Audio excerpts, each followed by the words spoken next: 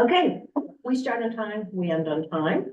I want to welcome everybody here. We have a really full agenda, and I hope it's going to be a terrific discussion. Everybody around this table and on that screen comes from different points of view, and I'm sure is going to have an opportunity to provide lots of fascinating input to some important topics. But before we get to the first item, which is always the agenda, I want to recognize that one of our most valued council members is leaving us. Lauren Adams is leaving. She is going because she is now the guru of artificial intelligence and health, and very busy, as you can imagine. But I want to say how much you have meant to the council and how much you have meant to me personally. It has been a great run. Thank you, thank you. Thank you so much. I think it's been maybe 7, maybe 8 years. I know 8 years. somewhere along the line. Yeah. So is it 8 years? Yeah. Wow. That really We're went not by counting. fast. And I have to say that I have enjoyed this working relationship, this group of people, watching the evolution of the organization, and Lauren, especially under your leadership. I think that there's just leaps and bounds progress that's been made. As part of the reason why I felt like it was a good time, in addition to the challenges that I had in meeting schedules. A lot of the AI work is international, and so the demands on the time now are just kind of exponential. And so I thought, well, with the progress being made here, that yeah, it's probably time. But I will miss all of you so much, and I learned so much every time I came. I walk away with new information, and hopefully was able to offer some things of value as well. But yeah, it's with tremendous regret that this will be my last meeting. Somehow I feel that CHIA will be involved in your new family. Yeah, I suspect so. That's And right. we will miss that perspective. And we learned from you. Mhm. I mean, the contributions you made us think, and that is much appreciated. Very, very much. So your last meeting, but, you know, sometimes people can still call. Even though they're not That's there. right. That's right. Laura's still part of the broader family. I have to say Thank that you. someone helped, when she first, became an AGO appointee, 8 years ago now. It was such a coup, to be able to, seed this, important council and the valuable work it does, the intersectional work it does with someone of, your leadership, experience. And so, we're all looking forward to that continuing to, you know, pay it forward in your new role. Thank you so much, Karen. I really appreciate that. And I would also echo the sentiment as having the opportunity to both serve with you on the council, always sort of learned from the questions that you asked, your insight. I think you brought such a valuable perspective that I feel like you really set the bar high in terms of the perspectives of council members that I think as CHIA, when we think about the evolution, you set the bar high for sure, but we know that hopefully you're not too far, and that I know that our work will intersect as we're embarking on this AI journey. But I really want to thank you with gratitude for your leadership and being such a pillar, both as a fellow council member, but under your leadership in my new capacity here. So Thank you very so much. grateful. Call on me anytime as you move into the AI work. It'd be my delight to offer up whatever I could in a different capacity. Be careful what you say. Yeah. Okay, Laura, most important topic of the morning is how to. I think it's up there. Turning it, it's like some water might do this. Okay, thank you. First item is approval of the agenda, and I have to do a roll call because we have people on Zoom. Are there any discussion points for the agenda? Hearing none, do I hear a motion? So moved. Second? Second. Great. Okay, Laura, your last vote here. Brent? Yes. Colleen? Oh, if you are, we're not at the meeting, there are two choices. You can abstain, or actually under Robert's Rules of Order, you are allowed to vote, even though you weren't there. Your choice. Great, I'm happy to vote, yes. Adrienne? Yes. Niels? Yes. Sandra? Yeah. You? Karen? Yes. And Sandy? Yes. Yeah, Jean. Yes. Terrific. The minutes are approved. If you recall, we are talking about three different priorities. And what Lauren had proposed, which was terrific, is that each meeting we go into depth at one of them. So we had a great conversation at our last meeting about the workforce survey and to provide an update on that. And update on the primary care dashboard. But today we're really going to dive into the health equity plan and an opportunity for some discussion. So we're going to spend a fair amount of time on this. Feel free, think about it. And do you want to introduce it before you have Haley? Sure. So, as Haley, if you want to sort of join the table, and I'll tee up here. So as they mentioned, health equity has been one of our priority areas. And we've been working on developing what we're calling a 5-point health equity plan, which it really is intended and focused on leveraging and enhancing CHIA's existing data assets to improve and create more relevant reporting on subject of health equity here in Massachusetts. So I'll be turning it over to Haley Permuir, who's leading this work on our research team to walk through the plan, get the council's feedback on a few specific areas, but welcome and any general or we'll be highlighting a couple of key areas that we'd love to get the council's feedback on related to some of our new data collection efforts, the validation of some of the focus areas that we're really planning to home in on. And then some of the considerations for our communication strategy. So if you wouldn't mind, I think jumping to slide 6. Great, I'll turn it over to Haley. Thank you. I really appreciate the opportunity to be here. I'm Haley Permuir. I'm a senior manager on the research team. I'm excited to talk to Can you. you speak up a little? Oh, sure. Yeah, Thank you. absolutely. Sorry. I want to hear you. Yeah. So thank you so much for having me. I'm really happy to be here and presenting this work that is reflective of everything that the agency is doing, not just the research team. So here's an overview of the 5-point plan that Lauren mentioned to enhance our health equity reporting efforts at the agency. Broadly, they aim to standardize CHIA's reporting efforts, seek to develop some new data assets that will help sort of focus our work on equity, advance some specific research questions that are policy relevant, improve the way that our results are disseminated to stakeholders, and better support sister agencies and other efforts that are already underway to advance health equity.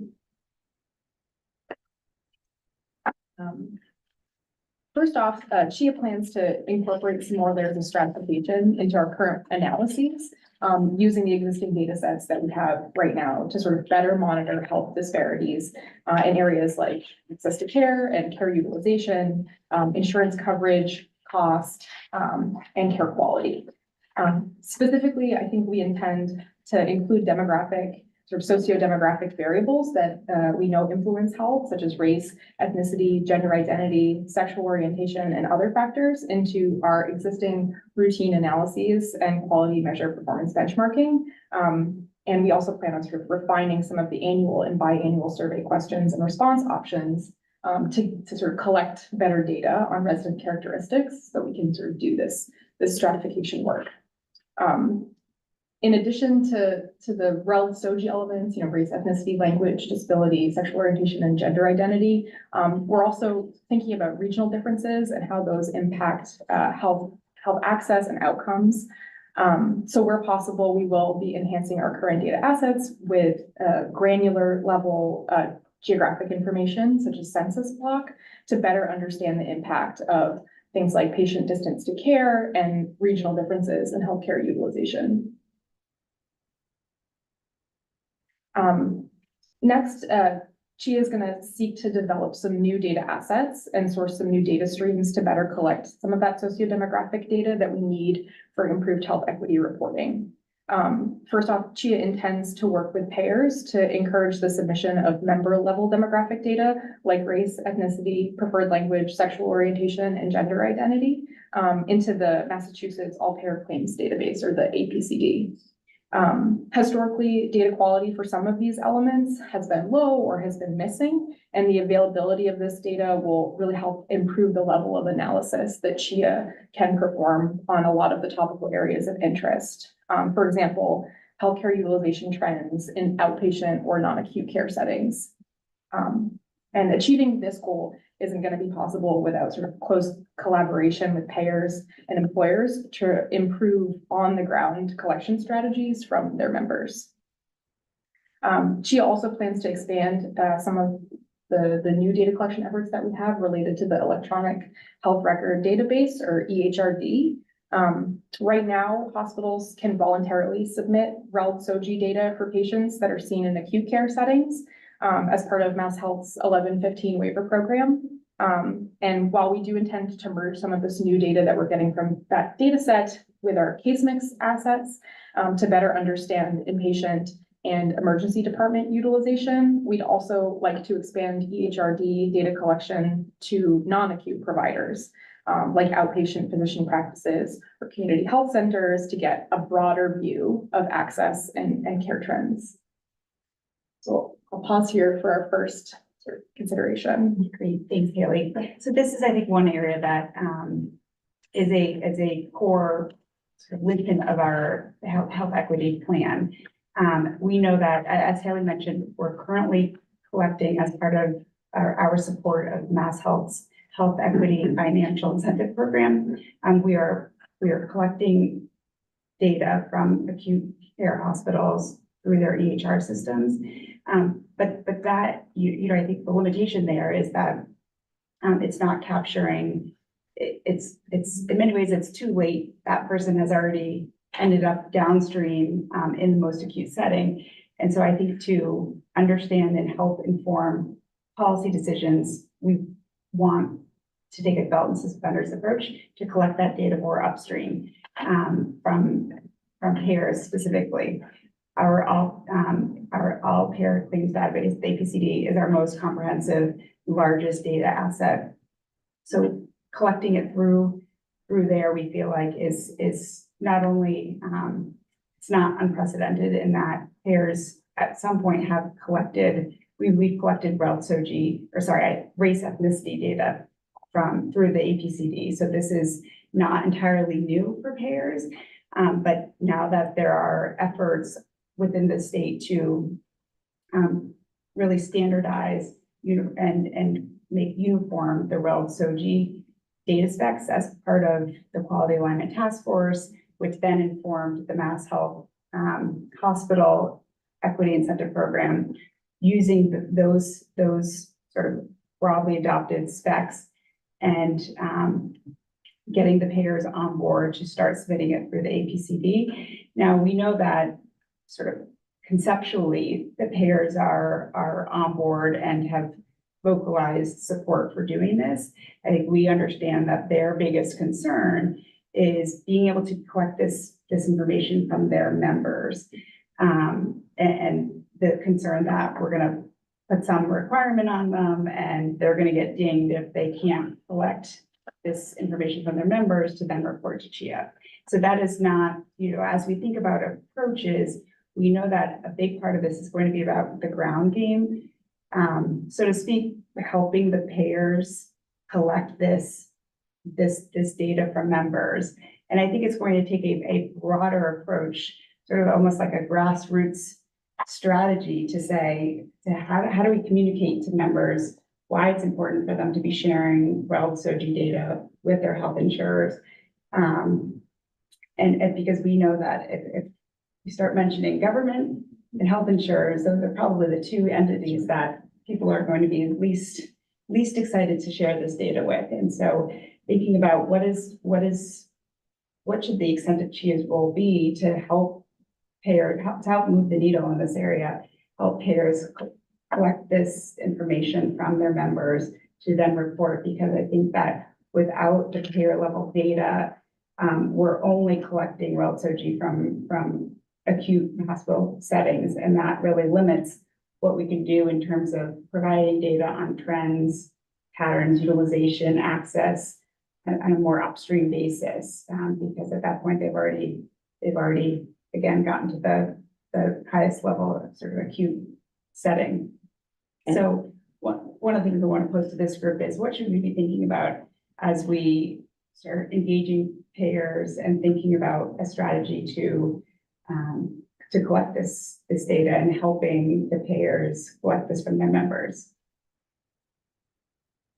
I'd love to hear from people, particularly those that have faced some of these issues. Do we have a sense of the level of, sort of what percent of the membership payers have this data? You know, a couple of years ago, when I was still in payers, it's very low, like in the teens or Mhm. something, but I'm assuming progress has been made. That is my understanding is that it's, well, I don't have a, and I don't know that we've sort of polled the payers for exact number, but that's something that we can, I think that makes sense as a starting place to understand where we're at now. Now, I know that CHIA had stopped collecting the race ethnicity a couple of years ago from payers. So I'm not sure whether that, to what degree that may have, sort of halted efforts or sort of slowed efforts on their part in terms of collecting it, or payers, notwithstanding whether they had to report to CHIA, continue to sort of pursue efforts to collect this from members. So I think short or a long way of saying we know that it's low, but we can, I think it's a good thought to get at least figure out what the baseline is and where, how. Yeah, I think it would not be defined as- helpful to know what momentum is in place. Are they making progress or they hit the ceiling? I think I sort of commented to this effect last time. I strongly support leveraging the payer route because this is from a long-term perspective. It's the most reliable, systematic approach to getting a single source of truth versus if you doing this through the providers, then people go to different providers, just a Yeah. lot of reconciliation. Yeah. So if the payer channel could work, I still think is the right way to do it. But we have to think about, you know, sort of original source of data. The two things that come to mind. One is there a way for providers to continue to collect this information at the point of service?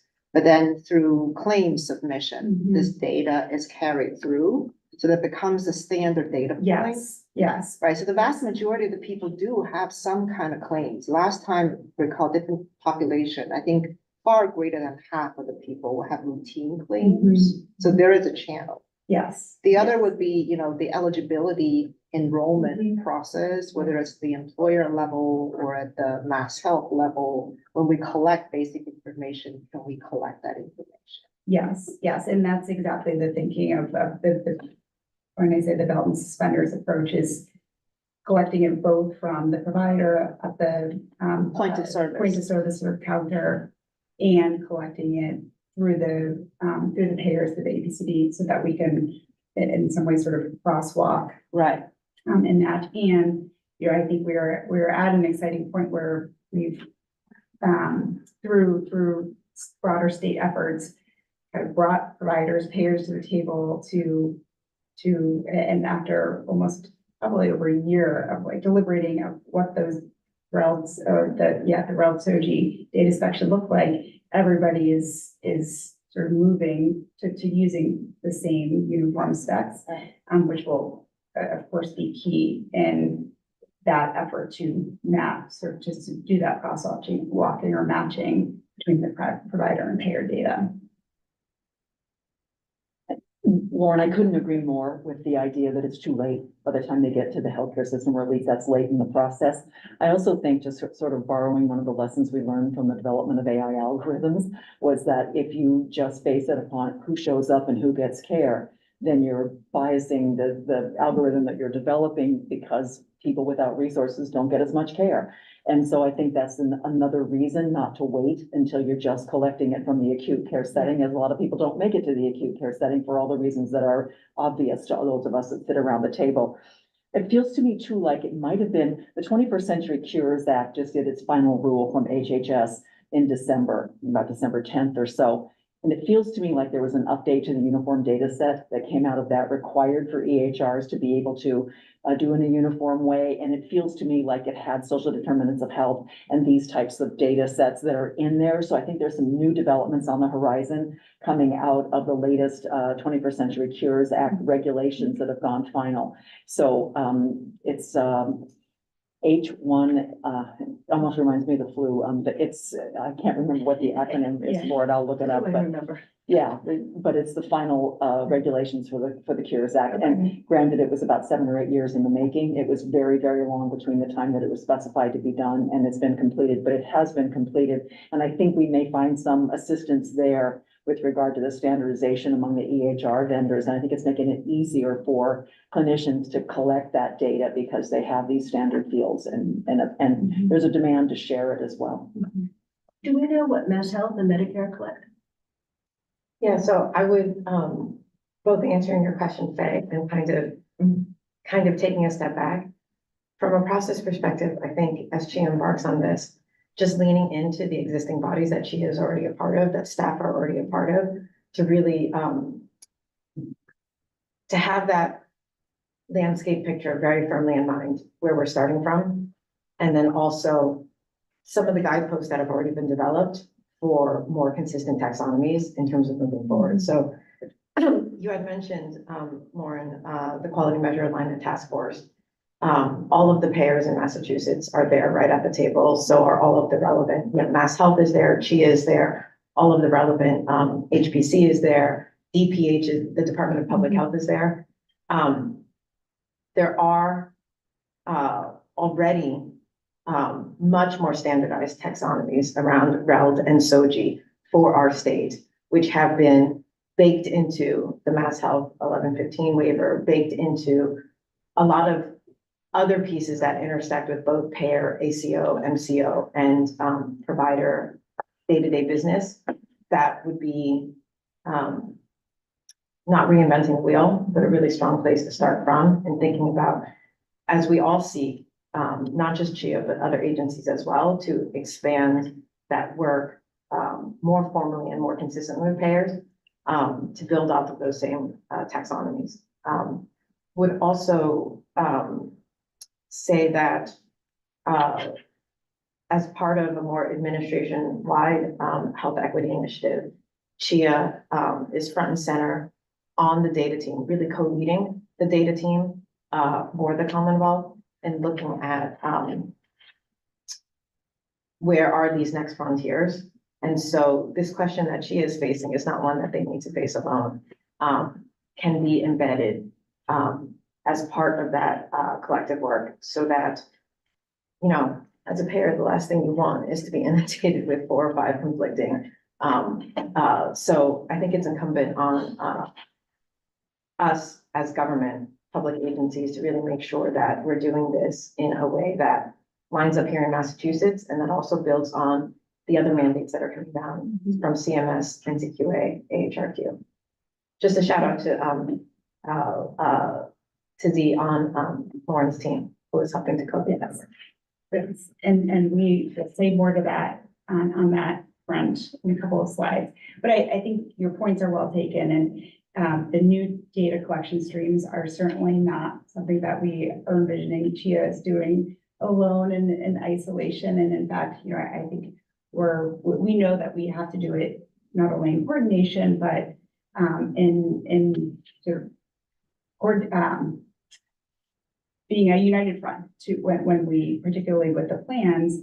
And I think I've been envisioning it similar to our work on, again, the Mass Health 1115 program, where CHIA is really, we're leveraging CHIA's infrastructure and the resources that we have to intake, sort of scrub, curate the data into a usable format. And so it's CHIA's role is really back end from an external view. And we would imagine the same would be true in an effort to collect this data from payers, where we are leveraging CHIA's APCD as a data asset, collecting, but we are not the sort of face of this effort, but rather this is a statewide effort to enrich our data assets. So we're not trying to be out in front on this one. So Medicaid, Mass Health, how much data like this does it collect? So, Mass Health's Equity Incentive Program rolled out as part of the latest demonstration, 2022 to 2027. When we think about pay for performance and paying for quality, paying for outcomes, equity is now live, has been for the past year, an outcome that is at risk and that we're paying for. And one of the elements, one of the performance standards that is part of that risk commitment is standardization of collection of this data and then completeness with, I believe the performance metric is 80% completeness by the end of the demonstration period across. And that's during the enrollment process, Or or is that through the provider? I think it's more at the point of service, since the demonstration is focused more on provider incentives. There is also a parallel process in terms of a single point of entry, in terms of enrollment eligibility across government. The acronym also escapes me at the moment. That's okay, we have enough actions. And including that standard taxonomy is also part of that process. Baked into, there are a couple of competing, one is at a regulatory level and one is at a statutory level, to make sure that that's happening in a consistent way at the point of enrollment. Because I think, and I want to add a little bit on the employer side, and Jean will know this. Enrollment in a health plan is generally coming from the employer. The vast majority of them are electronic. Some employers do a data dump every week. Here's who you should cover. And if you're going to basically, as a health plan, I'm looking at Fidelity or Liberty Mutual, and you're telling us you want all this data, you've got an employer sell as well, because it's theirs. And they're mostly cost plus, they're mostly ASO. And it's a very, as an employer, and I know some of you know this, it's really sensitive to ask questions about these. And you'll never get anything about the families. And it's hard. So I think as you plot out how the information comes and thinking about the points of contact and who and what you're selling to go to Liberty Mutual and say, we'd like all your information because it's going to go to the government. I mean, you're right. And then they're supposed to go to their employees and say, we're giving you personal information to, thinking about it in a context of just the operations implementation. Not easy. And you know this from collecting for insurance plans. Difficult. Really difficult. And they don't ask that. At least they have, well, maybe they have in the last couple of years, but they don't ask. I'm even sure it's that when it is asked, that it's certainly not required to be given, so it's certainly incomplete data. If you ask a group of people, this isn't required, and say, please fill it out anyway. All of us have a natural inclination to not answer, especially if it's personal. And I don't know how you have. And that's what makes it tricky, because if you have incomplete data, then, if you have a payer submitting data, you don't know what portion of your membership you're actually submitting. So when you're actually distributing that data, you don't know who it is representing. And you certainly don't know their families. And Lauren, in kind of exploring and kind of peeling back another layer of the onion here, would have those informal conversations with the payers. I mean, Blue Cross, for example, on the quality measure one of the task force has been a leader in terms of, and very eager to describe how they have different sources of information, how they were able to do big data analysis in terms of how accurate, their analysis was able to determine different buckets of information that are coming in at different points in the process, because, they have the benefit of, all of their databases being able to compare and match information on the same member that's coming in at different points. Yeah. You know, maybe the member goes away, comes back, things like that, with just a wealth of findings on their own data in terms of nothing is going to be, I think, a slam dunk in this space. This is really personal stuff, as everyone has said, and the entities that we're talking about, holding it for good reasons, you know, it's just, it's a very challenging combination here. And I think with all of that in mind, I think there's some really good thinking that has happened, and actual concrete analysis that has happened to answer some of these questions. Other thoughts? I can tell two people here want to talk. Fred, you go first, then Laura. Yeah, I'm really interested in this notion of sort of completeness from a sort of a data analysis point of view, and sort of this so right now, right, you're getting data on acute sort of care delivery sort of thing, and maybe have enough to sort of have interesting findings there, but just starting to build it up across what's and I heard you mention 80% or completeness goal and that type of thing, and I think it's worth thinking about, like, what is how much is enough data to do sort of useful analysis in terms of how much coverage is needed. And, you know, and you can do things depending, doing those sorts of analyses of being able to sort of have some, you know, see the size of your error bars, you know, based on how much your coverage and also how many differences there are among the sort of the members that are where you have data versus not, right? To sort of understand, are there big differences between those populations that need to be studied? And how much can be extrapolated. Yeah. Laura. A quick question for you, Jean. Do you get a feeling from the plans, from the insurers, health plans, that there's an actuarial gain to them to gather this? Do they have their own incentive for gathering these data, or is this something that they just would prefer not to do on any level? I would say it probably varies even within the company, but I definitely think that there's a growing interest in understanding this data for purpose of sort of improving quality, which translates to long-term economic gain. So I would definitely not say that the payers are not interested. Their interest is extremely serious. That being said, I personally feel it is not feasible or even advisable to require payers to stand up brand new processes that don't exist, that send out letters, ask, you know, millions of members to fill out forms, or, you know, get onto a new portal of some sort. I don't think that's productive. We have to somehow leverage existing channels and do smart work at the back end to try to, and a single point of entry, so that we can share data freely but securely.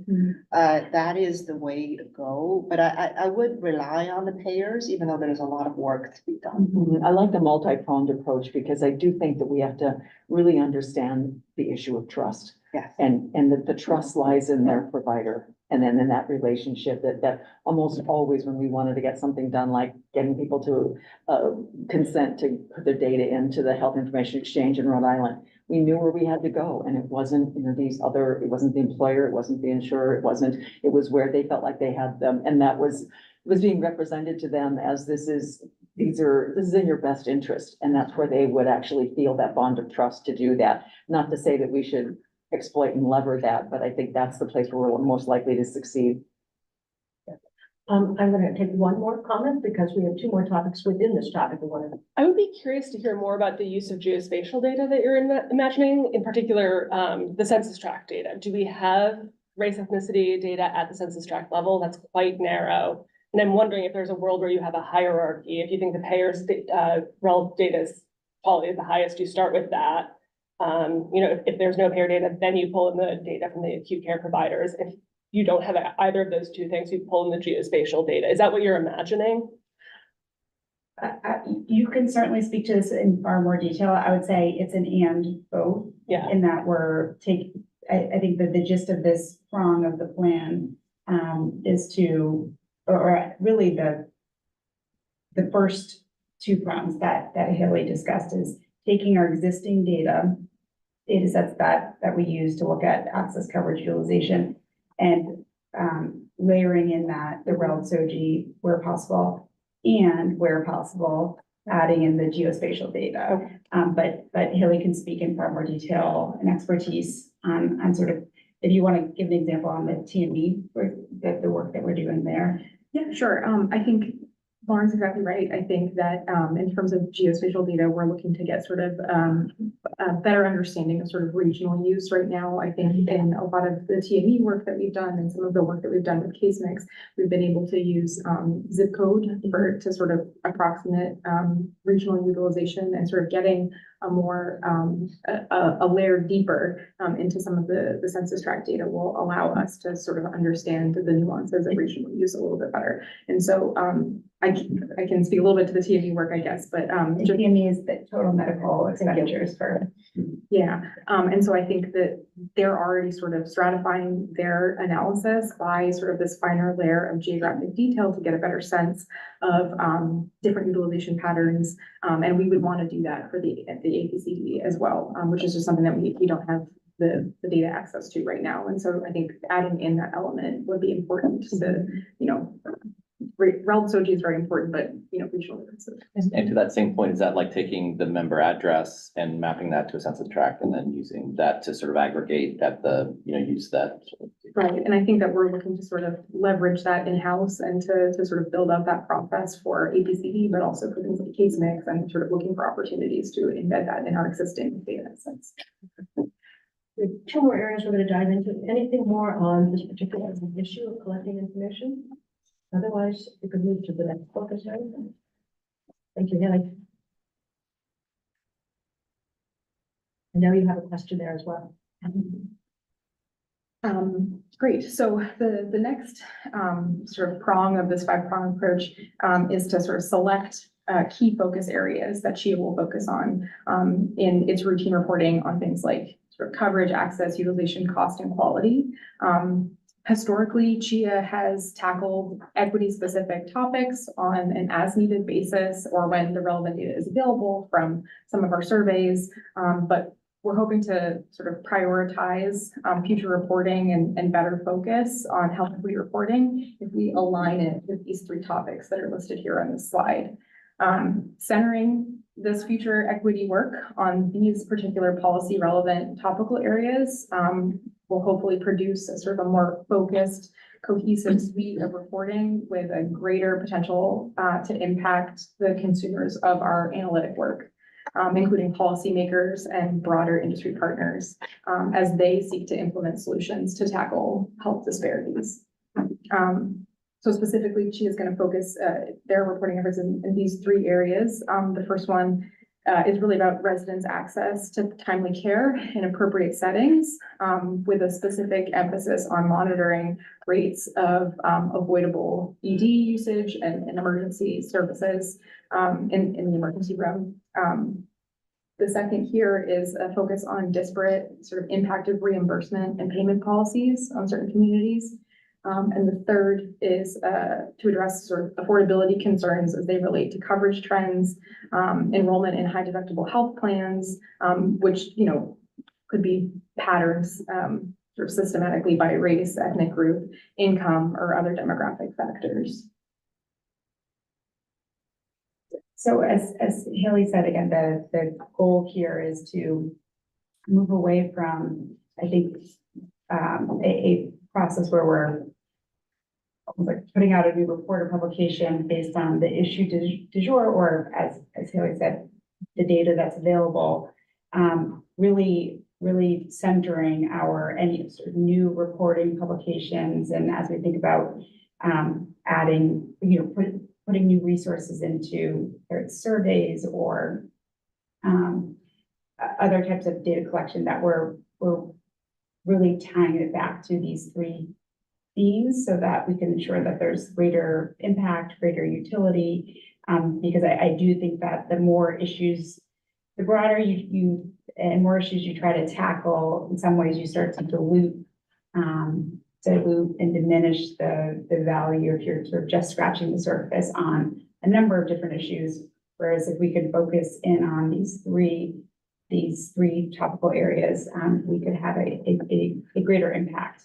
And again, the idea being, let's move away from continuing to define the problem. We know that where many of these problems exist, but taking an approach where we're trying to put out data and information that helps to define solutions, so that we can really start to move the needle in a number of these areas. So I think from the council's perspective, it would be good to hear, are these the right areas to be homing in on? Is there anything glaring that's missing that we should sort of reconsider, knowing that we want to keep this list sort of short and not more than 3 or 4 topical areas, because again, it starts to then diminish the goal of having focus areas. So wanted to just get the council's feedback. Is there anything missing here? Are these the right areas, or would you modify the way that we're thinking about it?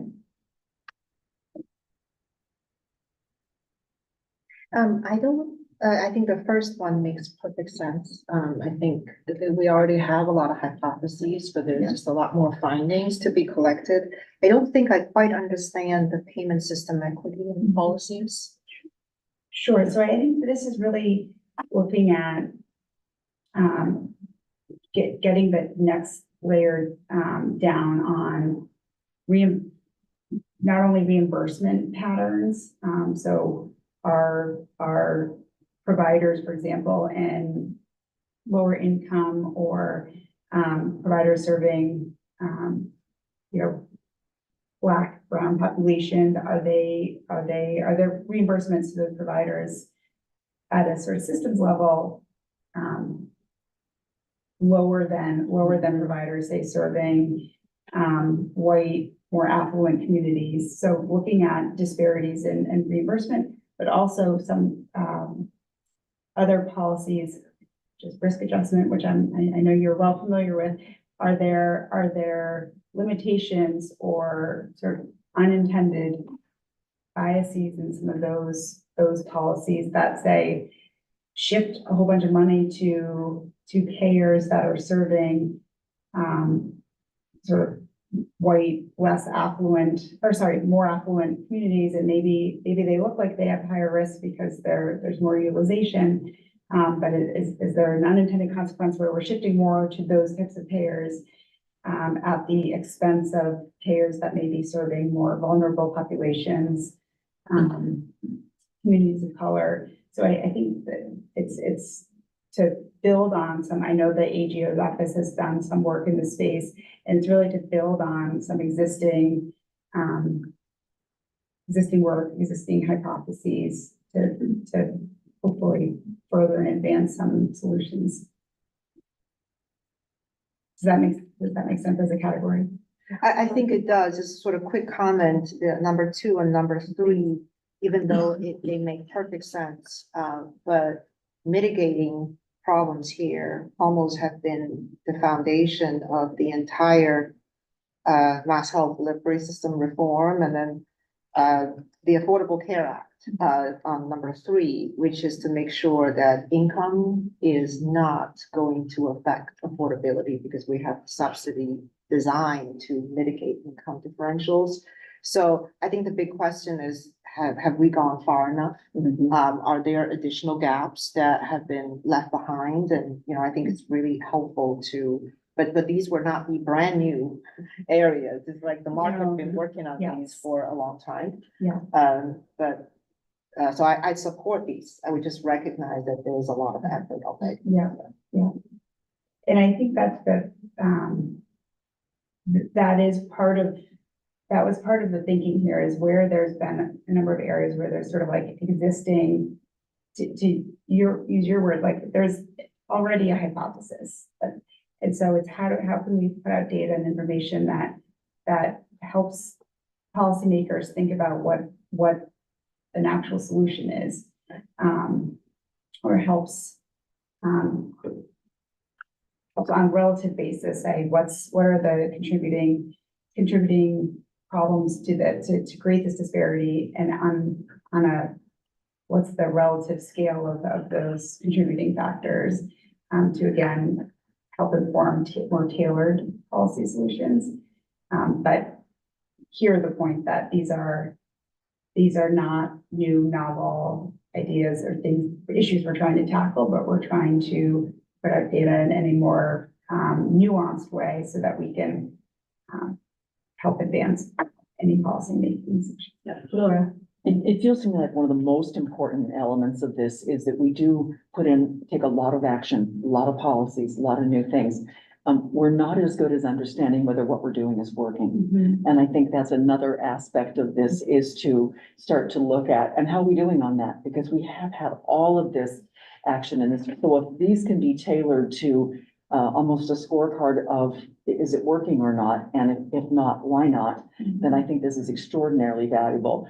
I'd also be interested in understanding the elements of access that we're looking at. And I'm thinking that, does that include things like transportation to get there? Does that include things like, you know, one of my biggest concerns is and I'm sure everybody in this room has seen this, we're seeing access issues across the board. So in terms of fewer providers leaving practice, providers going into concierge, even if you're in an affluent area, they're going into concierge care and leaving this, that.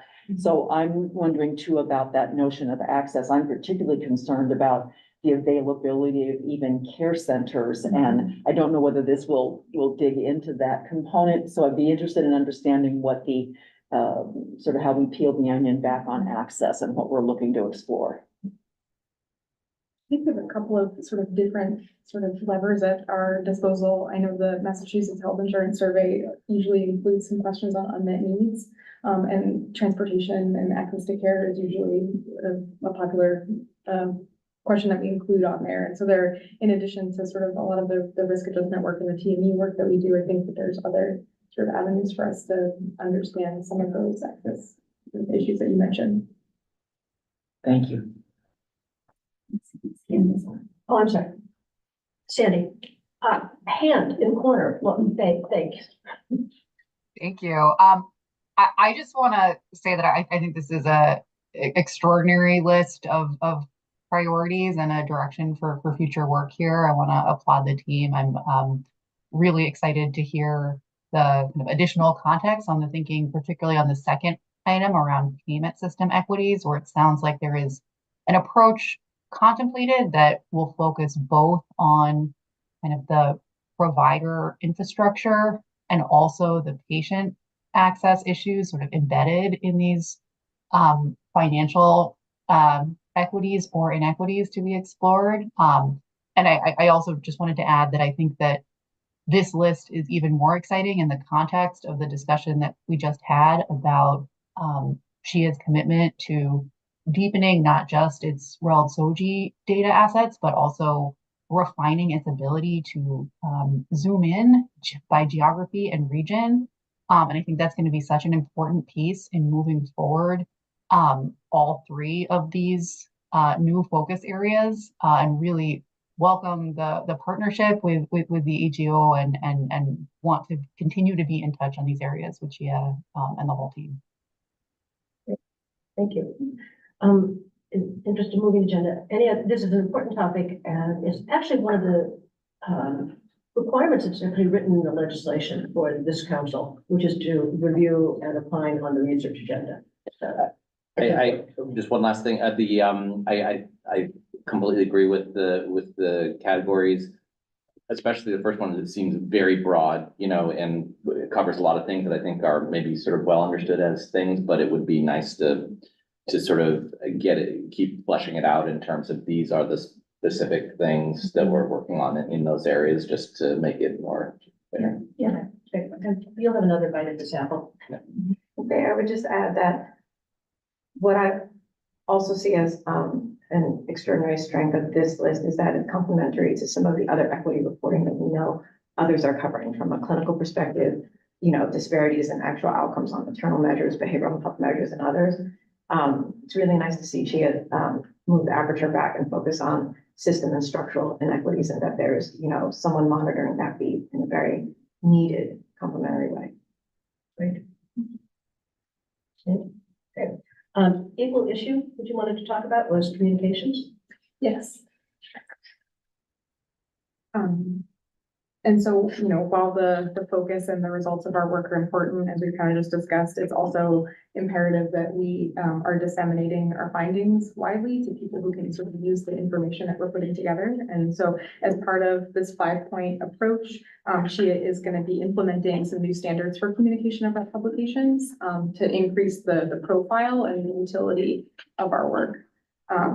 And so we're going to be developing best practices and guidelines for agency-wide use in health equity reporting to make sure that we're aligning language, interpretations, and the context of our work.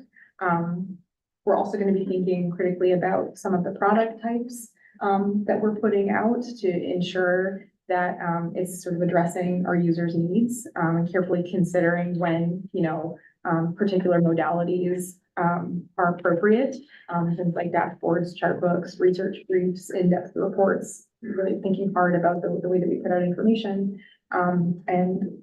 Finally, we'll sort of think and invest a lot of time into developing a more integrated webpage to showcase CHIA's health equity work and make it accessible to the public and to our stakeholders to use.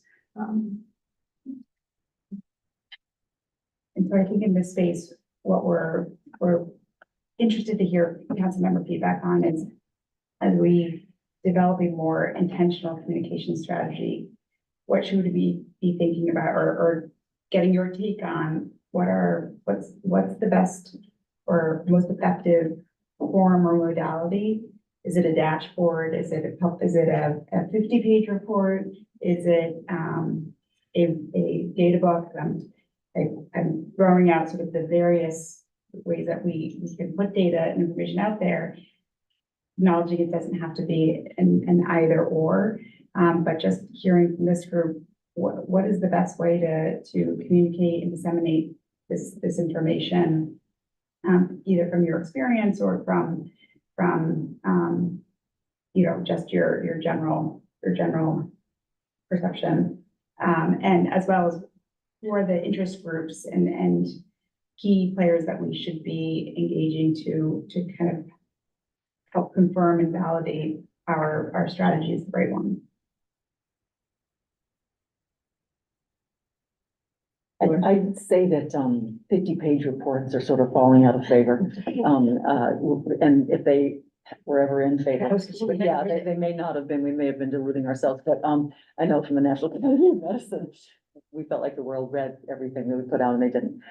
So I think the idea of infographics, things that are more digestible in the way that people receive them now, new channels like social media types of channels, if we're reaching, it depends on the population, of course, that we're looking to reach with this, the audiences that we're looking to reach, but it does feel to me to be more along the lines of briefs, and it might be that it's not all released at once.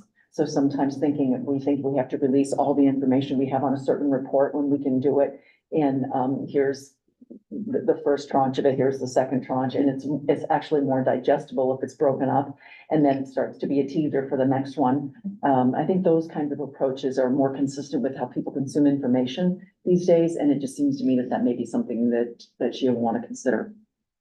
I also think to the degree that you're trying to reach policymakers in maybe a new and different fashion, digestible snapshots, kind of key takeaways, just to help orient, especially folks in the legislature, policymakers across the board, just so they can, there's such a kind of overwhelming, I think, deluge of this type of information.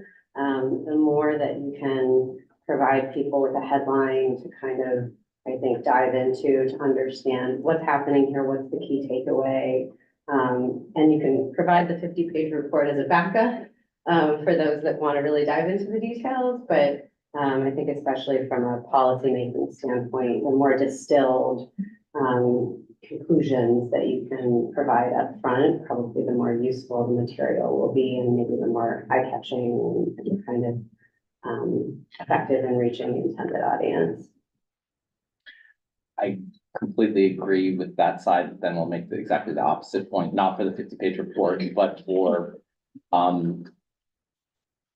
as opposed to, I think infographics and high-level summaries are great, but I think a dashboard that allows, an interactive dashboard that allows you to, I'm getting at sort of this other type of consumer that is really, understands data and wants to sort of, come to their own conclusions or sort of, maybe confirm the conclusions or the high-level things. So a dashboard that allows you to slice and dice by various sorts of things, and also just release of, when appropriate from a privacy point of view, the actual data and data books and so forth that people can use to sort of ingest and. Any thoughts on other groups or? I would echo both of those and just say with the like one or two page groups, you can really tailor those to specific audiences. So if you're looking at equity and payment systems and you want to look at disparities across payers and maternal health payments, right? You can do a one pager on that, and that will have a specific audience, and mental health is going to have a different audience. But both of those audiences will be interested in that data. And maybe you have a big long report and each of those is a chapter or something like that. I agree that there should be something to back up the brief. But I think that having something that is no more than 2 pages that a staffer can pick up, look front and back, and decide if they want to look deeper is really important. I was gonna go for the 50-page report. But no, seriously, because my instinct was I felt that CHIA's signature is the 50-page report that really establishes the authority of that rigor. And the depth. I personally would read the 50-page report, cover to cover. But then again, I've also been making the trip up to Beacon Hill and then, leaving one pagers or staffer, half of them get thrown out. So we need something that's very catchy. Because part of what we're trying to do, is sort of advancing the literacy around health equity. So that is a significant effort. This may not be getting to the, end point, but we're getting the breadth of people's engagement. So that's an important aspect. So answer is we want everything. And we want Yeah. I think it can be a combination so that you do like an executive summary type or, 2-page kind of document with separate attachments that are the backup data that supports the executive summary. So that way, and you can create them as like separate documents within the same setting. So that way, somebody can choose which of the two that they want to look at. If they want the more detail, they don't, they can look at the secondary information, but the person who just wants a summary doesn't have to look through the entire document. Great. Okay, I'm going to ask you to wrap it up. And I'm also going to let everybody know that Karen has to leave early, but thank you for being here. It's always very helpful. Thank you. And I'm sure that Laura will fill you in on any of the details. Well, and I will say the last item here is, just to sort of state I hope what is obvious is that that CHIA's sort of the 5th prong is about supporting other ongoing efforts, serving as a data analytic resource. And I know that, there's a lot of work happening at the HS level that we are plugged into and supporting, from the data standpoint. So this is sort of a given, but wanted to just acknowledge it, as part of our 5-point plan. Thanks so much. And I know we'll have plenty of opportunities to speak more to this, but advancing health equity in Massachusetts is a topic that Secretary Walsh and Undersecretary Mahania spoke formally about just a couple of days ago. The timing is really good. There was a Health Equity Compact event on 10 Winter Place, the MCLE building. There's information, if you Google that, on our website, describing really razor-focused, place-based initiative balanced against some statewide efforts in 2 very concrete areas: maternal health and social determinants of cardiometabolic disease, which is the top killer both in Massachusetts and nationally, when we really think about years of life lost and premature mortality as the North Star anchoring the places we're focusing on and informing our strategies. As I mentioned earlier, there's a health equity actionable data work group as a very needed functional work group. You've got these two areas of policy focus. And two and two groups as well focused, laser sharp on, functional capacities that are needed to drive the work. Community engagement and actionable data.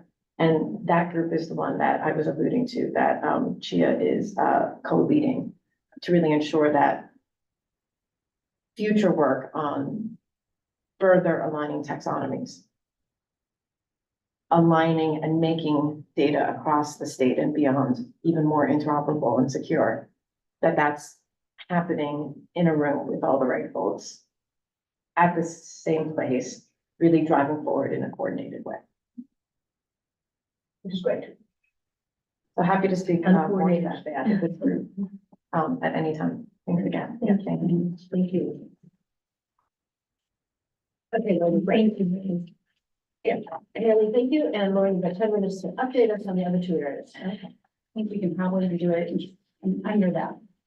I don't know, we might all have to do it, yeah, you never know. Yes.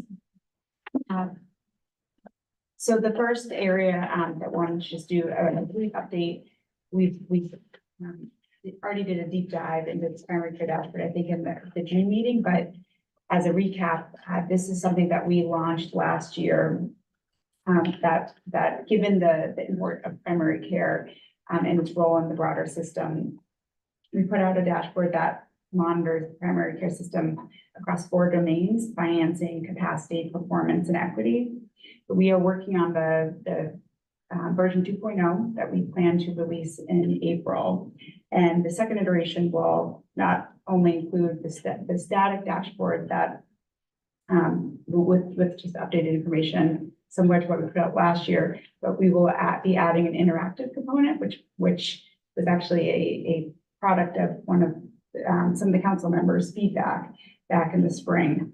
And the interactive piece will allow us to drill into the data on a more detailed level by geography, payer, additional sociodemographic dimensions like age, group, family income, race, ethnicity, and health status. So we're excited about that piece.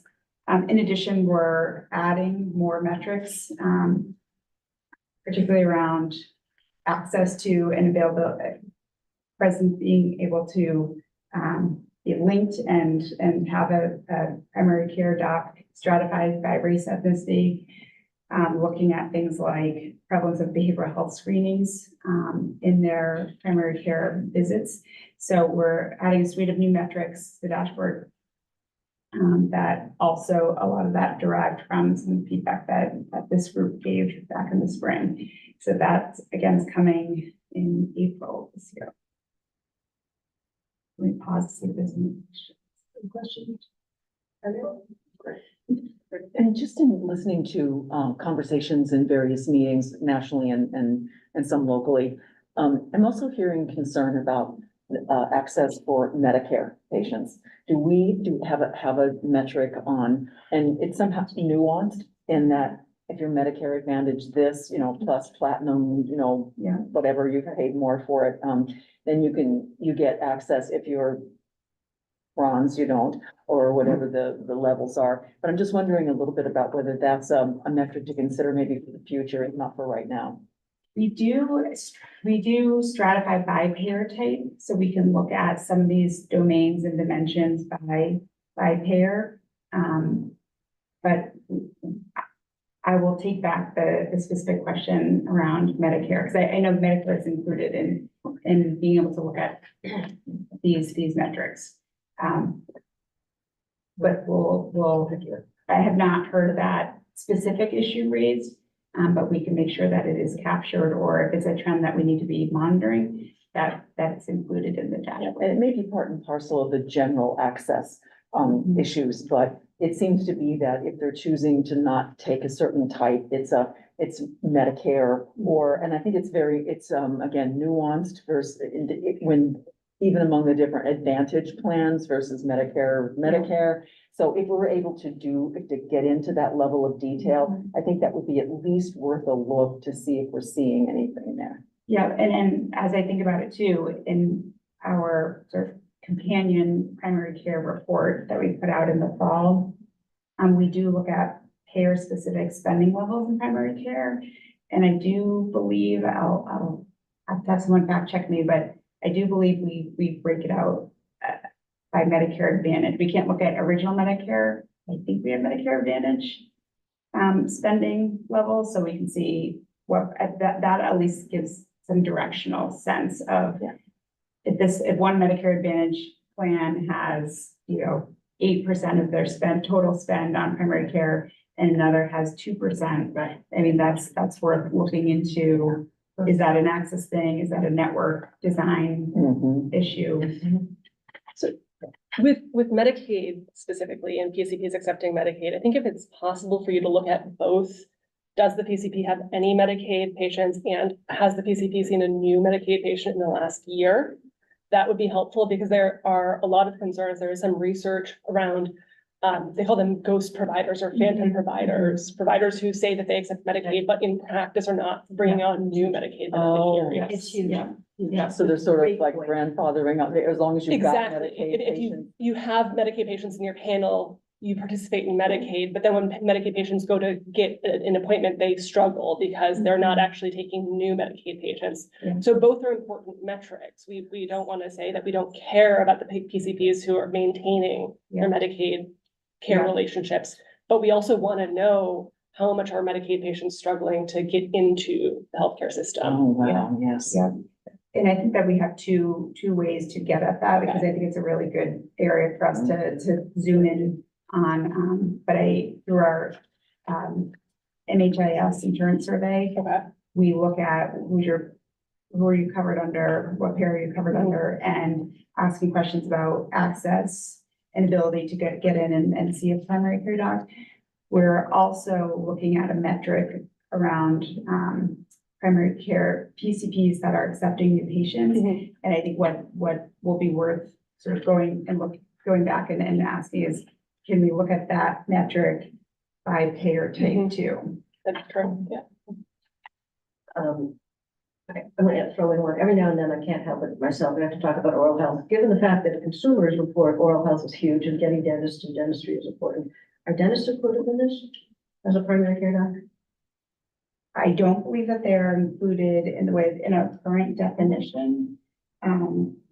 But we are, we are and working to rub and revitalize our dental claims data. You're gonna So get I there. think that there are ways that we can start to connect some of these data elements. And that'll be even more important because many dentists say they take Medicaid, but they have maybe one patient.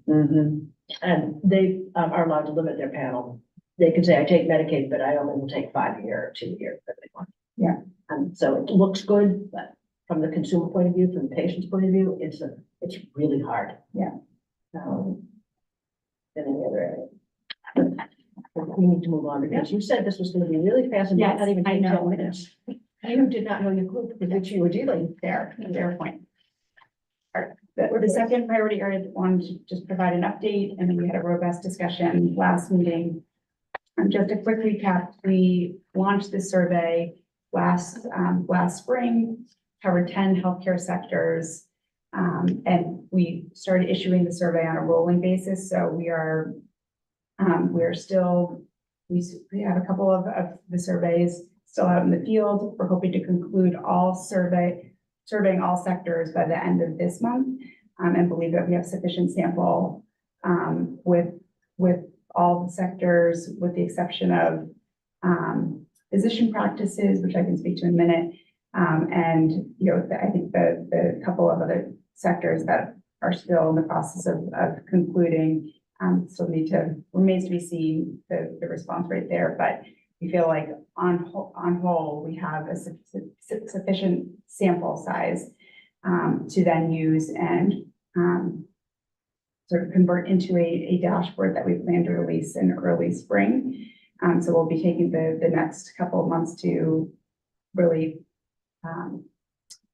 analyze and prepare the data to ultimately put up on a dashboard that will look at various sectors, the quantitative, qualitative the racial, ethnic composition metrics across each of these sectors, also provide a statewide lens that will allow us to compare specific occupations. So looking at what are the nurse, RN vacancy rates, turnover rates, racial, ethnic composition in hospitals? How does that compare to RNs working in nursing homes? How do we compare RNs working in the Berkshires versus the RN workforce on the Cape? So it will give us that statewide by key occupations like RNs, like CNAs and the like. So the plan is to put the dashboard up.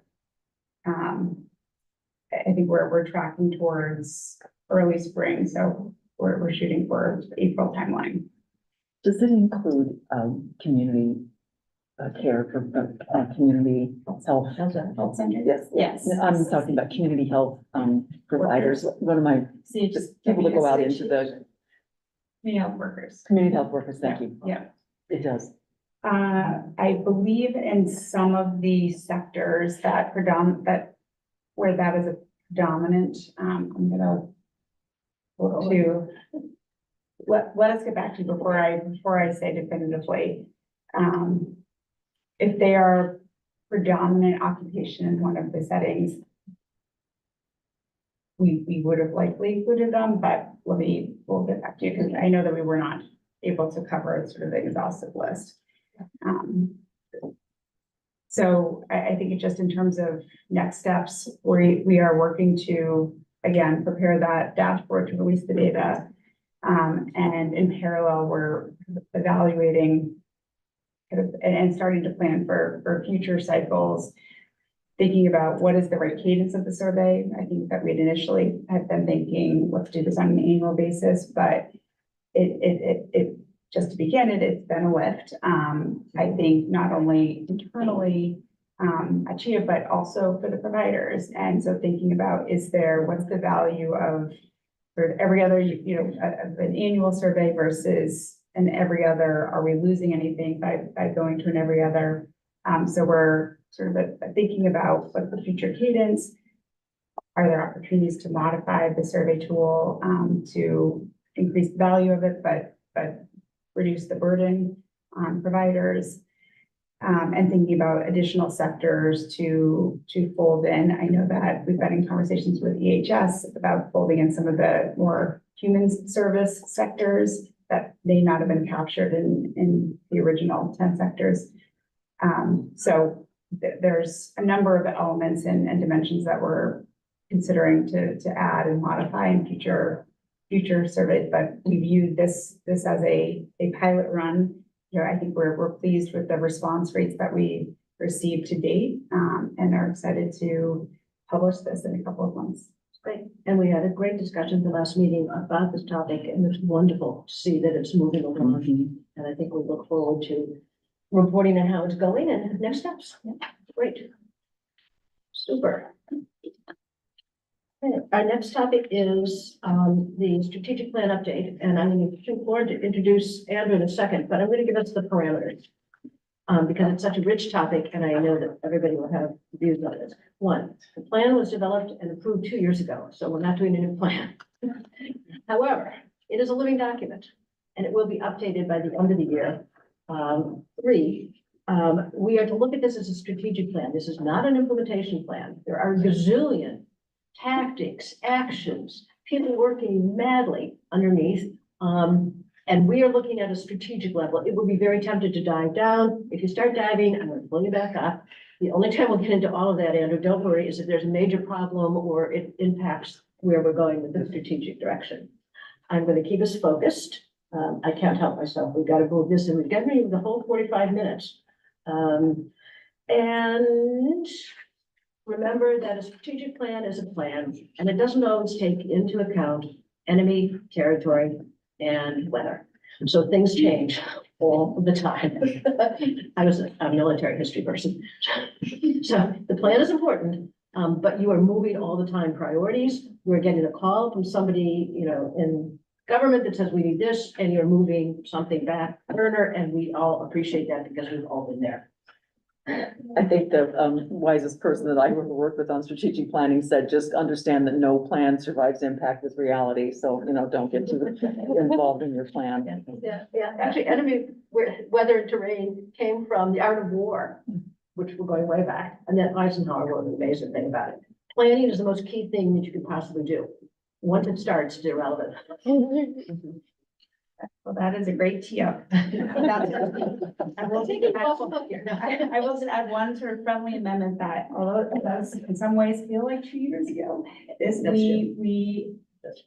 is something that we launched and approved the spring of, the spring of 2023.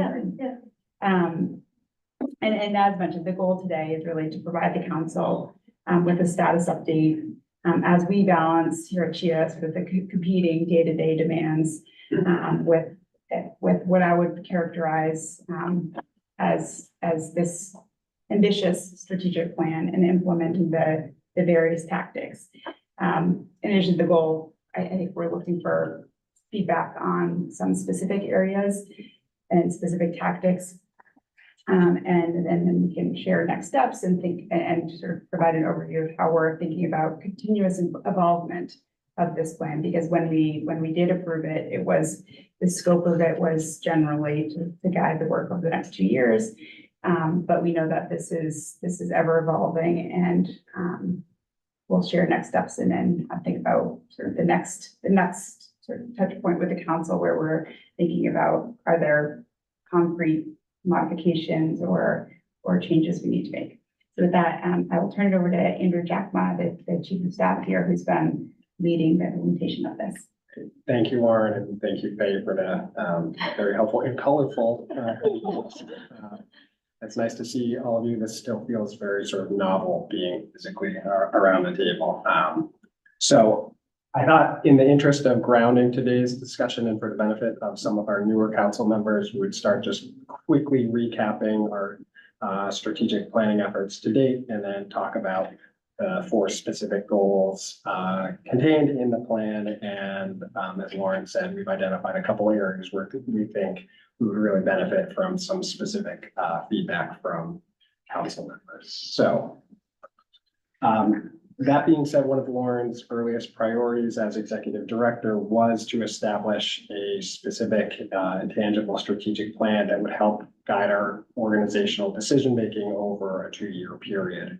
And recognizing that there is no sort of magic to a 2-year period, but it is a meaningful chunk of time wherein we could sort of achieve some concrete deliverables. So senior leadership at CHIA spent a few very long days sequestered in a room with an outside facilitator, hashing out a strategic plan that established 4 primary goals. Again, we'll sort of go through those and pull them up on the screen so that everyone can see them. Each of the goals contained in the strategic plan contain 4 or 5 nested objectives that offer some additional specificity. And the plan also restated the agency's mission and vision statement, our core values, and key priority areas. As many of the council members will remember, we discussed the plan extensively together, and CHIA incorporated much of the feedback into our final plan. Subsequently, our leadership team spent a few more long days sequestered in a room, developing a list of 60 tactics that are now being used to carry out the strategic plan, trying to survive that contact with reality. Each of these tactics tie back to corresponding objectives and goals. And each of the tactics was assigned an executive owner who was responsible for developing an implementation plan that outlines major milestones, key dates, associated staff, dependencies, and necessary resources. So in discussing the plan with the council, we pledged to report back regularly on our progress on implementation. This is the first of what we expect will be several such discussions. that brings us to goal number 1, which really centers CHIA's work on diversity, equity, and inclusion. We felt like it was really important to put this sort of front and center in our strategic plan. This goal and its corresponding objectives really is primarily focused on CHIA's internal operations and our organizational culture. But importantly, as we sort of just heard from Haley, it also weaves some equity concepts into our data collection and analysis. There are 15 tactics that tie back to this goal, and work on the vast majority of those tactics is currently underway. So we feel like we are largely on track towards successful implementation of this goal. And that's largely thanks in part to the fact that we engaged we had a procurement underway while we were developing the strategic plan that has enabled us to sort of start work concurrently while we were finalizing the plan. So that is goal number 1. Goal number 2 is really focused on improving how CHIA communicates its data findings to meet the needs of our agency's target audiences. The objectives and corresponding tactics nested under this goal include the development of a formal communications strategy, not just a sort of an equity-oriented one, but that is an aspect of it. Increasing the timeliness of our data and analysis, and actively canvassing our audiences to ensure that our efforts are aligned with their needs and expectations. So there are 13 tactics that tie back to this goal. I would say that we have made some initial progress here, but we have much more to do before we can consider this goal to be close to complete. I think one of the large gating factors here is really a sort of a resource constraint. I think it's safe to say in a public setting that, currently CHIA does not have a dedicated communications director. And so there's just sort of, as the person who's wearing multiple hats, it's just sort of a challenge to sort of focus attention. But this is an area that we want to invest in. So it's one that we're trying to turn our attention to. I think we see an opportunity here to get some meaningful feedback from the Oversight Council. The discussion on equity sort of veered into this territory, so I will just state that we are really interested sort of either now or sort of at any point in the future, understanding how the council, as both users of CHIA's data and our products, as well as leaders who have had some relevant experience in communicating really complex information. If there are specific approaches that you think that would make a communications plan particularly effective, and that sort of there are lessons that we could learn from your experience, as well as thoughts on, again, as we talked about earlier, sort of how we think about choosing formats for presenting findings and data analysis. But I know we spent a fair amount of time earlier.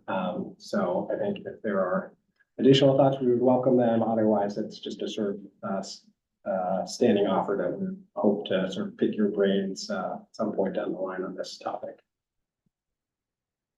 Can I throw out a question to the council? Does CHIA have a brand? Is it important? And how much of the world needs to know that it exists? And if we walk down the street, I promise you there wouldn't be a lot of people if you said, well, there's a CHIA meeting going on. Doesn't matter. I think that is something, I don't know that we've specifically or sort of intentionally articulated the brand to date. But I think it is something that, as we think about who is our target audience, what are the key messages that we're trying to communicate? Who are we sort of steering our work and publication to? I think that is all in development or furtherance of creating I brand? think, actually, I wasn't being fair. I was looking for their input Okay. because I know you have a vision. Okay. And I know, we have a brand that's being, and I want to, you've articulated it to me, and that's great. But what do you all think as council members? I think CHIA is very visible when you see certain health policy related meetings or, information sessions or, governmental meetings or, think annual or regular type meetings. I think CHIA is very visible. And so I think that that's certainly the audience is that you're trying to inform people on a regular basis about policy decisions. And so I think CHIA in that sense is very visible. And one question I wanted to ask, I'm assuming that in terms of requests that are made to CHIA for information or reports, that you track that and that you can identify what type of data is being requested. So that way it would steer you to which kind of categories are more prevalent in requests, and also seeing maybe online traffic into the website and seeing which types of reports are being looked at or downloaded or anything like that. We do track all that. I'd have to say that I think that CHIA has, if not a brand, a reputation. And the reputation's outstanding. And I think that as we were talking earlier today about 50-page report or not, there are some things to be upheld in terms of expectations of diligence and that accompany the idea of the reputation or brand. So I think it's a great question. And I think it's something to consider. When I think about going down the street and having the public know about CHIA, that's an incredibly heavy lift to make something like that happen. So I think that might want to consider who would you like to have versus who really does need to know about that? And do you want to think about expanding that brand among those that would be the primary users of that? And whether CHIA needs to be transparent to the public or just transparent to those that have the levers that affect the public. And I think, so that sounds to me like a really good area to dive into and see if it's a brand or a reputation or what's the difference. I don't have a marketing communications background, so I don't know. But I just think it's a very provocative question. Yeah, I was almost pausing because I said, what are you talking about? And so it's a huge brand, it's everything. But just just from the industry, there are people who sort of spend the last 10+ years relying on CHIA as the authority for a lot of the information, cost trends and disparities, and this is where we go to look for the credible information. We don't need to ask questions whether this is credible, what is CHIA, and actually simplifies a lot of things. But I think there is the question, because it feels like CHIA has been this a little bit behind the scene. The emphasis is objectivity, is data driven. You almost don't own sort of the policy per se from time to time. HPC, for example, would be the policy owner, but you would be the data sort of the back, right? So there is the question, does CHIA want to step forward a little bit, with information that is a little bit more dummied down, but at the same time, represent CHIA's policy opinion? Is there a void in the market that could be filled with this? I don't know the answer, but I think that's a question. That's a question. But I do think that if CHIA does decide, and again, I would start with, is there a need, right? So we want to see in a policy arena, is there a vacuum that is just constrained, therefore, there's a hunger for this kind of information. So to the extent there is, I think CHIA's reputation can be capitalized, because there's just such a strength. It wasn't overnight. It was over the past, when did CHIA go from DIGFIP to CHIA? Yeah, there you go. Over 10 years, right? So it's a cumulative strength that can be capitalized. But you raise a really interesting question because, and this is an open conversation. This is why I put it. There's the policy world. Right. There's the researcher world. there's a world of people who are out there using data all the time, because I'm very involved in, helping young entrepreneurs in the healthcare space. And others, I'm sure. So I agree. It goes from every human being in Massachusetts to, a small group of policymakers and somewhere in between and thinking about it. So what about research? So when I think about organizations that do this well, the first place that comes to mind is KFF, right? So all of my students know what KFF is.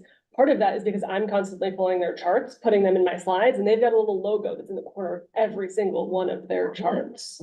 And so I think that would be, so I will also acknowledge KFF has an enormous communications team, right? That is a resource constraint that they don't have. But I think there are little things like that, little branding things like that, that could help raise the visibility so that people say like, oh, that's the little CHIA logo, that's where that data came from, rather than needing to read the fine print, which nobody is going to. And so that's sort of what comes to mind for me. And KFF also has this reputation of being objective, sort of not necessarily making policy recommendations, just analyzing the policy. And so to the extent that you're looking for models, again, recognizing the differences in resources, I think that they are really one of the leaders in this space. I think that I completely agree with what everybody said. I think that that the people who need to know about it and love it, right? And I think that, but there are a bunch of these things about being objective, about it being very complete, about it being very different in Massachusetts than it is in many other states, right? Which I think is something that it's sort of like a model for other, is something that that's people in the know, but other people don't. And I think, one way is like just communication branding kind of stuff. And I'm not sure how much it's worth or how much it's to allocate towards doing it. But, the website's very based around just getting people the reports, getting people the data, getting the things that people want. It could sort of be a slight sort of rebrand and putting some of that more information forward in terms of exactly what the mission is in front and rather than having to go to the about sort of thing to find out about that, or some. A great question would be, if CHIA does start to have its own sort of policy positions, what effect does that have on the objectivity feeling? If there's all of a sudden an advocacy role, then does it start to erode one of the more concrete elements of this, which is that notion of the data is the data and there's no influences coming in necessarily to push it, to frame it one way or the other. Did you hear anybody saying to do advocacy? I didn't hear that. No, but I was saying that I'm hearing that if the idea that that CHIA might have their own policy positions and would consider doing something like that, I think that would have a dampering effect on. I think Lauren has explained to me that this is the recognized source of all honest data in this Exactly, on yeah. healthcare, and that's what we are. Yeah. And that's her vision, and people will know that, and people will say that. That's right. I think what the question on the table was also, who else? Because I think you're right about policy. I don't think everybody in the research world knows and uses it in the same kind of way. And I don't know if we ever wanted to think about people that are using information and getting it different places, like entrepreneurs who are going directly to health plans or to hospitals and doing all kinds of interesting things. And would, frankly, I think have an opportunity to use this, but it's a different audience, a different way of thinking about it. So as we think strategically, this is just throwing it out in open conversation, no direction, these are things to keep noodling on. And by the way, she does explain the brand beautifully. Somebody who said, hey, why should I tell people about this? But I much prefer to hear the council's perspective. So I didn't mean to stop you because you explained it to me. So when you meet somebody, here's what I want you to say. Yes. And I'm going to ask you to keep going. Thank you, Beck. So this brings us to goal number 3, which is really about leveraging our existing data assets in order to increase their usability and accessibility. So the objectives nested under this goal include reviewing our existing data to ensure that CHIA is meeting the key priorities laid out in our strategic plan and promoting best practices around open data, research, and reporting methods. So there are 12 tactics nested under this goal. I think it's safe to say that we're making some good progress on getting work underway. However, wrapped up in this goal are some really big and large concepts that we expect are going to require some time to flesh out before we can can kick them off. And most notably, and where we'd like to focus the council's attention today is that this is where AI is reflected in our strategic plan. So I'm mindful of the clock and that we could sort of spend. This is important, and she's here for a few minutes. So Laura, we do want to capitalize on sort of the time that we have with you here. But just to sort of textualize where we are with respect to this issue, I would describe us as being in the very early stages of thinking about AI. We are currently assembling a working group composed of different levels of staff here at CHIA that will explore some possible solutions and technologies that will help us sort of achieve our goal of making sort of our work easier to access and more responsive for end users. And so this is a good group that's going to be sort of meeting regularly to help sort of guide us as we're fleshing out our sort of policies and practices here. We have tried where possible to get sort of specific, knowing that this is a big, swirling, open-ended topic. And we're very grateful to Councilmember Benson for his sort of input on this. He sort of affirmatively reached out to us with some thoughts. So one opportunity that we've identified as a possibility would be using AI technology to help create a search tool that would allow users to query publicly available resources from CHIA to find information that they seek. So in the current state of play, if someone is interested in finding a particular sort of data finding or comparing statistics, they need to know sort of which report that finding is contained. They need to know where on our website to find that, and then they need to sort of like comb through the report to find the information that they are looking for. And so we recognize a sort of like cumbersome process, and more often than not, Emma's phone rings and she's then responsible for helping to track that down.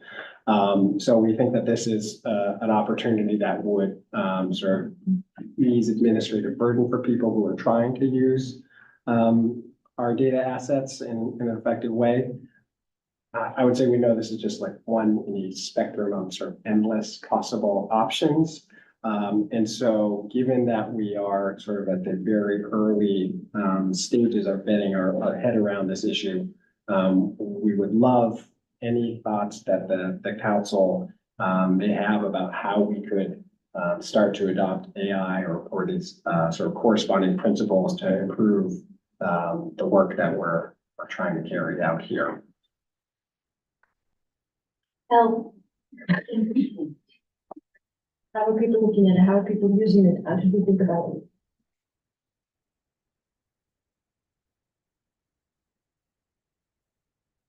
The thought that comes to mind immediately for me is I think you'll want to think about your AI set of principles and whether they're different than other sets of principles that you have. Are there elements of AI principles that you'd want to add in? There'll be a resource coming out of the National Academy that is a global look at principles from a standpoint of published literature, federal agency issuing of guidance, principles and frameworks, and then medical specialty societies, and look at the multilaterals like the EU, UN, OECD, and the WHO. So it'll give you a look at what general principle sets there. You might want to consider that against other principle sets that you have that govern behavior and govern choices and decision making.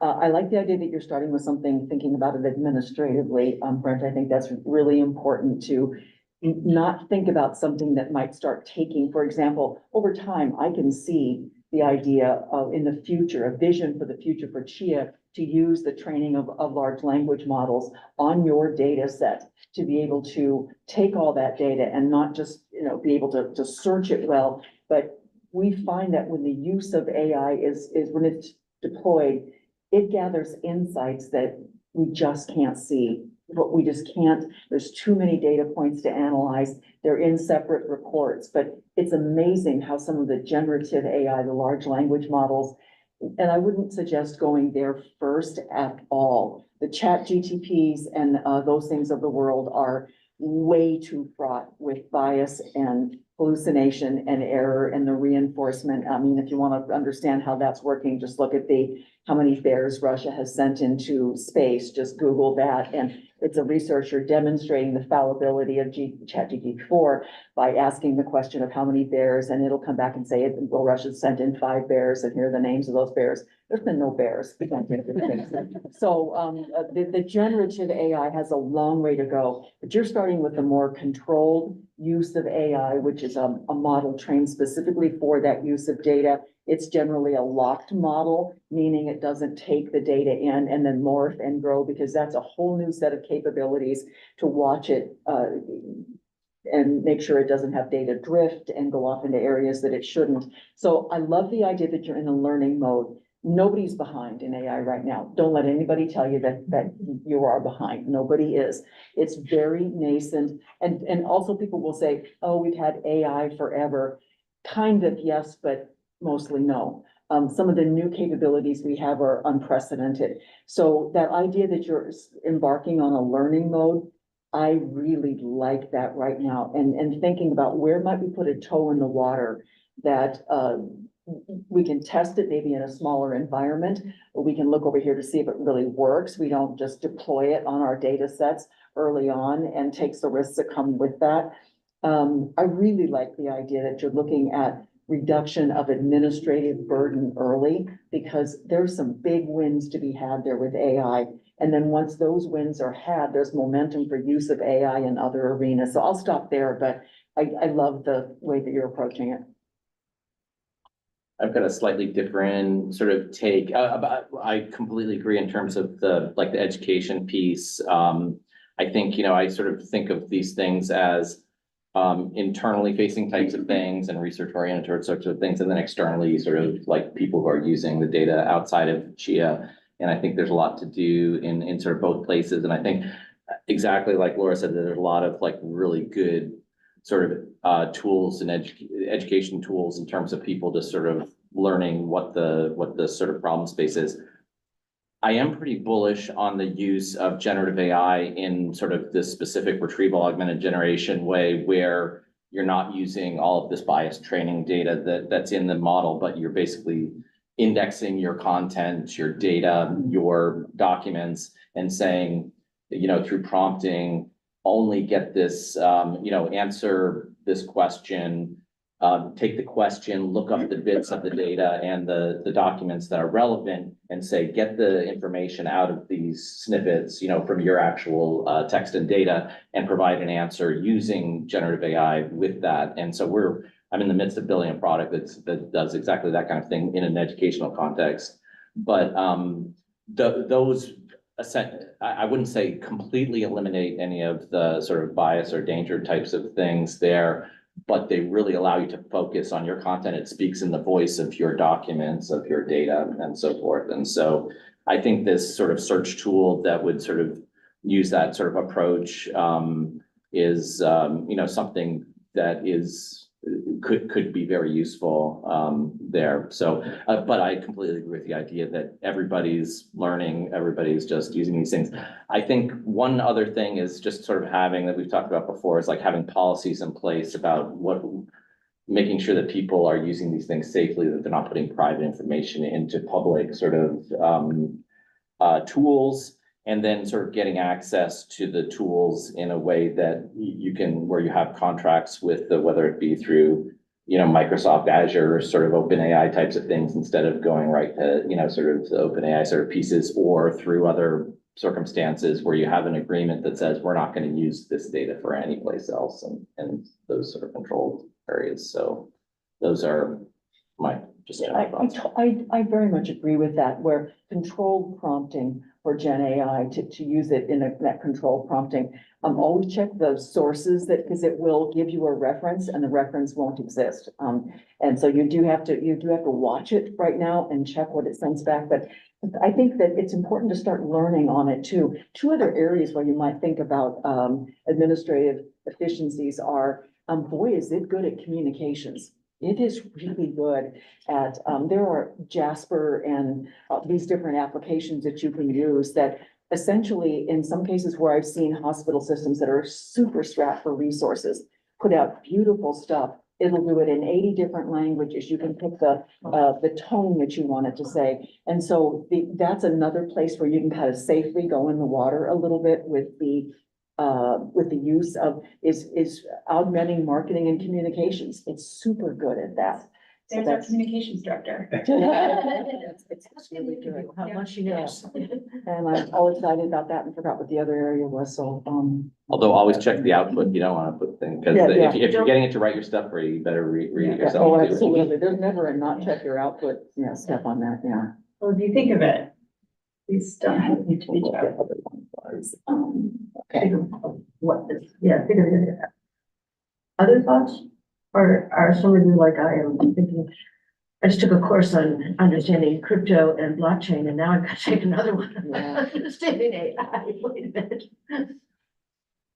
Yes, gotta go. You've got 5 minutes and then 10 minutes for a wrap up.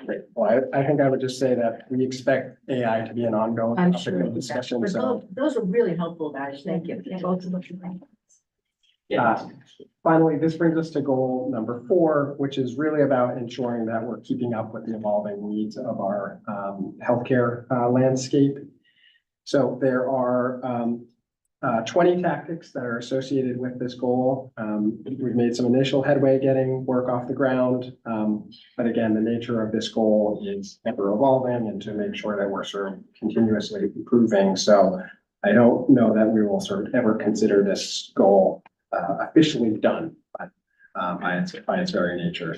But the objectives and the tactics under this goal include conducting active scans of our landscape to identify emerging data needs, validating our approach with our existing and new partners, and identifying and mitigating gaps that may exist in CHIA's work. So one of the things that has come out of our discussion around the tactics associated with this goal is that we've identified the importance of increasing our touch points with the employer community to understand sort of their experience and needs around health data. We know that there are other important sectors and related affinity groups that we should be talking to. And I think sort of we'll just maybe sort of introduce the idea that sort of offline, we would love to hear from the council on any thoughts on sort of things that we may not be looking at that are worthy of some time and attention, or sort of other natural partnerships with external groups that could sort of be helpful in informing our understanding of our priorities. So next steps is that, again, as we've pledged, we will continue to update the council on our progress here. And as we get closer to the end of the calendar year, which sort of marks the official period that the strategic plan is expected to take us through, we will be leaning on the council just to understand how we should be thinking about approaching our next phase of strategic planning. Terrific. Thank you. Well done. Thank you. Great report and really good discussion from everyone. Thank you. And you now have 10 minutes to wrap. Very good. All right, so first wanted to just provide a quick drive-by on 2 key projects and initiatives that are underway. The first being the CHIA's role in supporting the Mass Health Equity Incentive Program. We sort of internally call it the EHRD project, where we are collecting hospital data directly from the EHR systems, curating it and sending it back to Mass Health. So we had a successful milestone, and big kudos to the team here. I know folks were working around the clock to hit an important December 31st deadline. So we had all 65 hospitals submit files by the December 31st deadline, which was sort of the first mile marker within the implementation phase of the program. So we will continue to work with hospitals and work closely with Mass Health as we sort of move and progress further into the next phases. But we're happy to report that there was that first milestone was hit. We had everybody submit a file, which was sort of the bare minimum, which is great.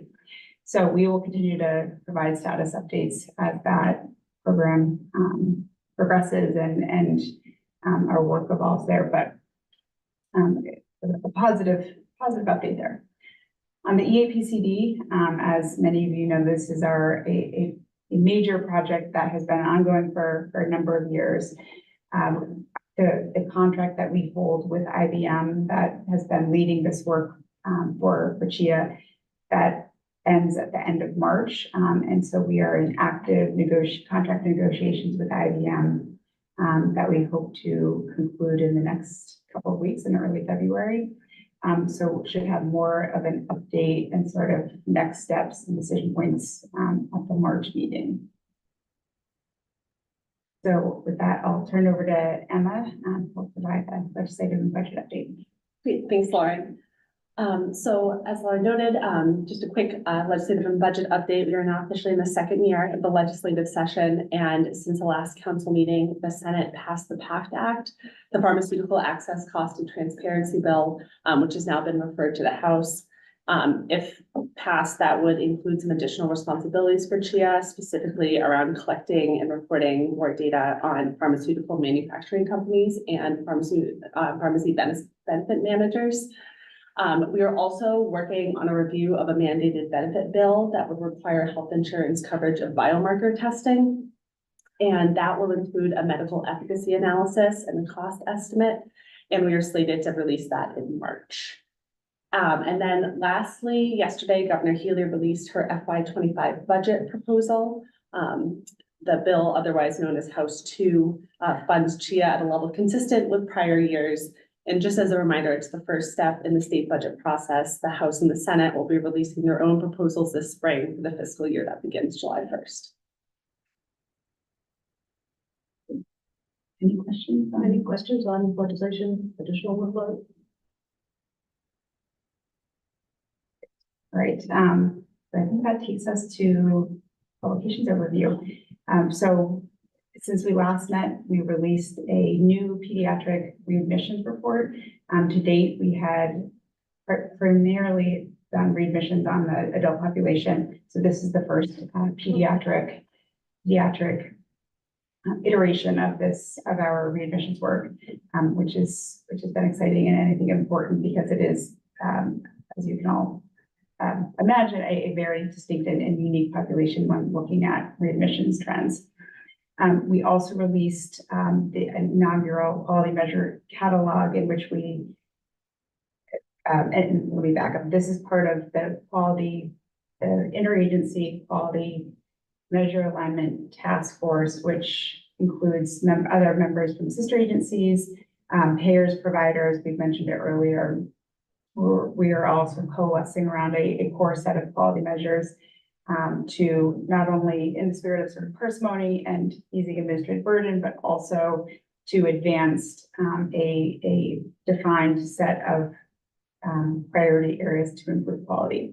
So that group has been meeting for the last couple of years. And as part of that work, CHIA released a catalog to monitor performance and adherence of payers and providers with global risk contracts, their level of adoption. So this is sort of the next step of us monitoring performance. So we have all these folks around the table saying, yes, we agree with this measure. Now we're taking the step to say, okay, well, are you adhering to the quality measure set, and sort of what percentage, what proportion of your population is covered under these global risk contracts that are adhering to the quality measures. So that was released back in November, and then coming soon in the next quarter, we've got a number of both. I think most of these are routine publications. We have first the annual report, which is our most comprehensive publication, and cross-cutting that will be released in conjunction with the Health Policy Commission's benchmark hearing in mid-March. We have our hospital fiscal year 22 hospital profiles, which looks at hospital financials, which has been big topic of conversation in the last week. We've got a lot of incoming on one particular hospital system. And so this is our sort of our annual release of, let's look at hospital. It's predominantly financials, but does look at utilization trends as well, care mix and the like. In conjunction with that, we are making revisions and sort of giving a facelift to our hospital financial dashboard, which we'll send the link once it goes live, we'll send it to this group. That's been a sort of great cross-agency production, working closely with the HPC to sort of revamp and increase the utility and ease of access of our hospital finance dashboard. We also have enrollment trends. This particular edition we're excited about because it will be the first look since the redetermination process has kicked off. So looking at where folks are enrolling, particularly those that have been in Mass Health sort of under the federal requirement, and sort of getting a closer look at where folks have gone, and looking at those enrollment patterns, working again closely with sister agencies, the Connector and Mass Health, and as we put some of these, refine the specs of some of these reporting. And then finally, our next release and update of our case mix data sets, specifically discharge and ED use. So just a couple of things coming down the pipeline. Amazing. And we will certainly sort of provide a more complete report on our annual report at the March meeting. But any questions? I want to thank you. I want to thank the team. The presentation was terrific. I want to thank the council. It was a rich conversation and discussion, which is always great. And you do an amazing amount of work with an incredibly small team. Yes, you do. And you are resource constrained and yet somehow you keep going. So thank you. And it gets better all the matters. time. I just don't know how you do it. But it really matters. It's important work. Lots of smart people in this building. Yes, there are lots of smart people there. Well, good thing and on time and promised. Yeah. Yes, Thank you. Thank you. Oh, we actually need to vote to adjourn. Oh. Thank you. Does anybody not want to? Okay. So moved. Do I hear a motion to adjourn? Thank you.